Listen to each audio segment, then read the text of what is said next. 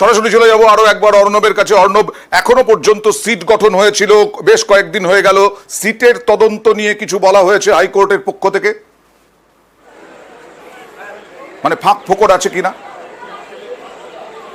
দেখো, বিচারপতি রাজস্বী বরদ্দাস তিনি পর্যবেক্ষণে জানিয়েছে, দেখো সিটের তদন্তের কোনো রিপোর্ট কিন্তু আদালতে আসেনি। আচ্ছা। এবং সিট যে তদন্ত করছে, যে নোটিফিকেশনটা রাজ্য সরকার 16ই আগস্ট দিয়ে এই সিট তৈরি করেছিল, সেই নোটিফিকেশনটা আদালত দেখেছে। এবং বিচারপতি রাজস্বী বরদ্দাস সেই নোটিফিকেশন দেখার পর জানিয়েছেন, যদি রাজ্য সরকার ইচ্ছা প্রকাশ করে, অর্থাৎ এই ডাক্তার সন্দীপ ঘোষের জামানার যদি কোনো দুর্নীতি বা আর্থিক অপরাধ হয়ে থাকে সেটা তদন্তের জন্য সিট গঠন করতে পারে, তার মানে এটা রাজ্য সরকারের মনে এটা ডাউট বা সন্দেহ তৈরি করেছে যে রাজ্য সরকার মনে করছে এই সুপারের আমলে, প্রিন্সিপালের আমলে কিছু আর্থিক অপরাধ হয়ে থাকলেও থাকতে পারে। অর্থাৎ কোনো একটা অপরাধ, সেটা আর্থিক হতে পারে বা ফৌজদারি হতে পারে, সেটা আরজি করের মধ্যে রয়েছে ডাক্তার সন্দীপ ঘোষ জামানা, এটা রাজ্য সন্দেহ করছে। রাজ্য সন্দেহ করছে বলেই রাজ্য বিজ্ঞপ্তি জারি করে সিট গঠন করেছে। কাজেই রাজ্যের যে আশঙ্কা, রাজ্যের যে অনুমান, সেটাকে আদালত মান্যতা দিচ্ছে, অর্থাৎ কিছু একটা হয়েছে ধরে নিচ্ছে। কিন্তু এক্ষেত্রে সিট তদন্তটা কন্টিনিউ করবে নাকি অন্য ইনভেস্টিগেশন এজেন্সি আসবে, সেটা আদালতের বিবেচনায় আসে।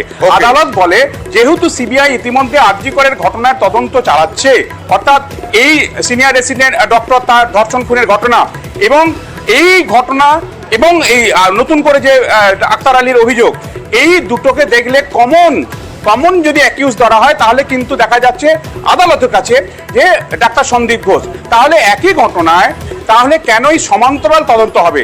কলকাতা হাইকোর্টের রায় রয়েছে, সুপ্রিম কোর্টের একাধিক রায় রয়েছে, একটা ঘটনার ক্ষেত্রে সমান্তরাল কোনো তদন্ত চলতে পারে না। একদিকে রাজ্য পুলিশ করে যাবে, অন্যদিকে সিবিআই করে যাবে, এটা হতে পারে না। তাই পুরো তদন্তটা, যেহেতু সুপ্রিম কোর্ট সিবিআই কে তদন্ত চালিয়ে যেতে বলেছে এই আরজি করের মূল ঘটনা অর্থাৎ ধর্ষণের খুনের ঘটনায়, কাজেই ওই এজেন্সির উপরই আদালত আস্থা রেখে তদন্তভার আছে সিবিআই এর হাতে এখনো পর্যন্ত। আসবো অর্ণব তোমার কাছে।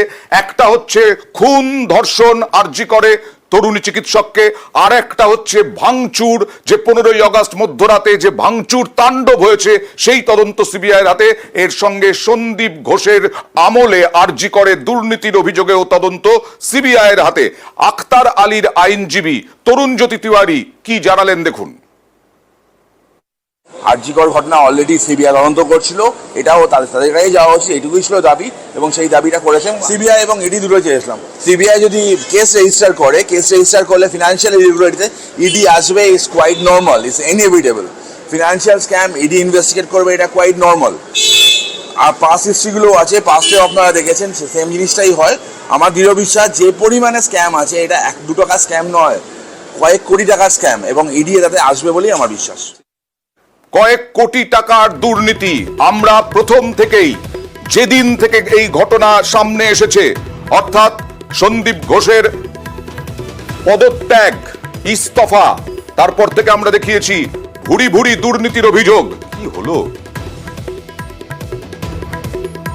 আর আরজি করের পড়ুয়ারা যারা আন্দোলনরত, তারা এই সিবিআই তদন্ত হাতে দেওয়া হাইকোর্টের নিয়ে কি বলছেন দেখুন।